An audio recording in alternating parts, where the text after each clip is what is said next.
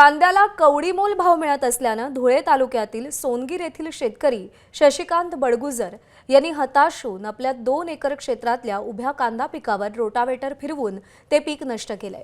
मोठ्या कष्टानं आणि जीवापाड मेहनतीनं वाढवलेलं पीक बाजारात नेल्यावरती उत्पादन खर्चापेक्षाही अत्यंत कमी भाव मिळत असल्यानं हातातोंडाशी आलेला घास त्यांचा हिरावला गेला आणि होणारा आर्थिक तोटा टाळण्यासाठी त्यांनी हा टोकाचा निर्णय घेतला।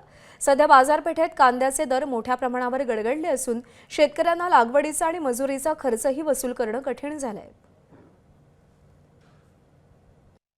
धुळे जिल्ह्याचे ग्रामीण आमदार व शहरी आमदार व त्यांनी कुठल्याही शेतकरीकडे लक्ष न देऊ राहिले। शेतकरीला काहीतरी लक्ष द्यायला पाहिजे। शेतकरी काही घेत नाही। शेतकरी उभे कांद्याला लोटा मारत आहे। शेतकरीची काही लक्ष घेत नाही, दखल कुठलीही घेत नाही। शेतकऱ्यांची अशी वेळ आली, शेतकरी का आत्महत्या करायची वेळ आलेली आहे। आमदार साहेबांना एकच कळकळीची विनंती आहे, त्यांनी काहीतरी शेतकऱ्यांचा मार्ग काढावे। एबीपी माझा, उघडा डोळे बघा नीट।